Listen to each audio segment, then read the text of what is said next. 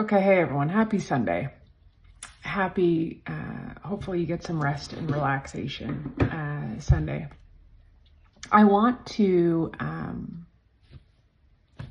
express something that I see happening, and it comes from politics and policy and just sort of how Canadians are, how we're raised. We're very polite, we're very congenial people. And so recently, a lot of you have followed this terrible situation that happened on the Status of Women Committee, where a meeting was called because of Stats Canada's release of the rise in domestic violence, 75% in sexual assaults, 83% increase in human trafficking. This is all under Justin Trudeau, the rise of crime. Listen, stats are there, I get it, but just like literally go outside, like literally go down to your downtowns. That's the policies live on the street. And so when people say to you, this is nonpartisan, it is 100% partisan because policies are what shape what lives on the street. Okay. So you have different ideologies, which then shape policy. So one of the witnesses was an incredible, brave woman named Kate Alexander. Kate Alexander was beaten almost within an inch of her life by her abuser. Because of how our justice system is set up, her abuser simply paid $500 bail, is walking free, and that is that. That is that. It's despicable, it's awful. There is no incentive for survivors to come forward because the system re-traumatizes them. So Kate comes on to the committee along with another woman, Megan Walker, who has been working with domestic abuse survivors. She works in victim services, London Police. This woman has dedicated almost 30 years of her life to supporting women. This is not a new issue by any means. However, it is far worse than it has ever been, ever. And there are many issues that come to play as to why. And there are many policies that come to play as to why. Many of which are the justice system and the Liberal NDP, Justin Trudeau's criminal sympathizer laws. In this country, in Canada, criminals have more rights than victims.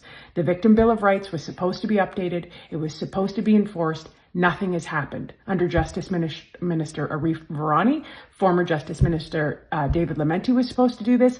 The Ombudsman has written to the Prime Minister. Nothing has happened because victims in Canada don't have any rights. And here's the reason I did this video. Because I see people like Kate fighting Carmen Roy, who wrote in to the committee to ask, let's have more meetings. I put forward that motion. Let's have more meetings. Let's listen to these survivors. We don't need more studies. We know what the problem is. We need solutions from the people who have been impacted by this, and they can give them. But here's the kicker. I see Kate Alexander posting online and fighting. Number one, this shouldn't be her fight. It should be legislators' fight. She's taken the beating, literally. Enough. She's done enough. It is our job to step up and change the system. It is not working. That is our job. It is our job to make life better, not worse for Canadians. Second thing, people are being like, well, you're being negative. This is what happened to me when I first started. Okay, I came from a background of marketing and I'm a very optimistic, positive person. I practice gratitude. I do all of these things. So the minute you say facts, the left attack you that you're just being negative. You're a rage farmer. Oh, and that's what they do to you. They shame you in this passive aggressive way that you are being negative and you're not, Canada's the best country ever. This is happening globally. I don't care if it's happening globally. It doesn't mean it needs to happen here. We can do better and we have to do better.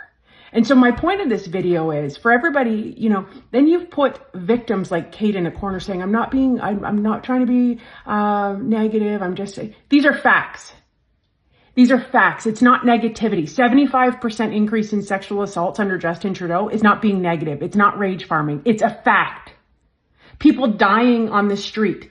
22 people a day from overdoses. Crimes going up because you have people so brutally addicted to government-funded drugs that is fueling organized crime. Is not being negative.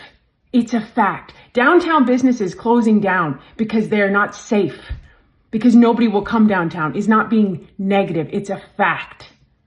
Like, stop it. And don't let them make you feel badly for sharing facts. Because here's the reality. You cannot fix or change anything if you do not acknowledge the truth.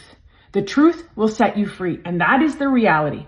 Justin Trudeau will try to gaslight you and tell you things have never been any better, and all of his ministers and all of his MPs and his NDP sellout Singh does the exact same thing.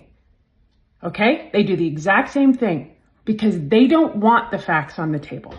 And they will gaslight you to no end. They will tell you things have never been better. You're a rage farmer. Don't let them do it. Don't back down. You cannot change anything if you do not acknowledge the facts. People who used to volunteer at food banks are now using food banks. That is not the Canada before Justin Trudeau, and I assure you it won't be after. And the leader sets the tone. So when people say, what are you guys going to do? What's your solutions? Number one, get rid of that guy. That is the first and most important thing you can do, because leadership dictates culture and it dictates policy of how people take accountability. And the Liberal NDP do not take an ounce of accountability. And if you don't take any accountability, you will not change how you operate. They deflect, they pass the buck on to anybody. It's everybody else's fault. Everybody. I'm sorry, but in any job, in any business, any private business owner will tell you, you don't do your job, you're out, you're fired. We won't stop, but don't let them tell you that. Don't let them shame you. Shame on them.